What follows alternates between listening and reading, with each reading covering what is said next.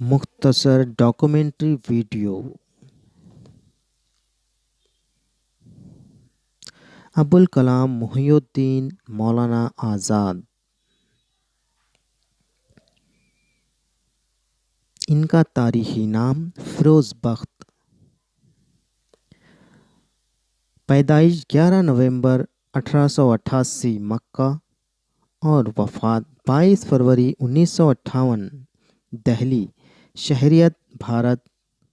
1992 میں بھارت رتن اعزاز سے نوازا گیا۔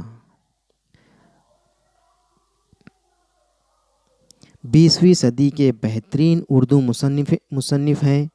مولانا آزاد نے کئی کتابیں لکھی۔ غبار خاطر، انڈیا ونز فریڈم، تزکیہ، ترجمان القرآن سر فہرست ہیں۔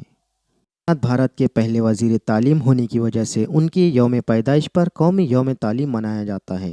ان کے نام سے national Urdu university, national institute of medical college, national institute of dental sciences اور آزاد ایجوکیشنل فاؤنڈیشن بنائے گئے۔ 15 سال کی عمر میں لسان الصدق جریدہ جاری کیا، جس کی مولانا الطاف حسین حالی نے بھی بڑی تعریف کی۔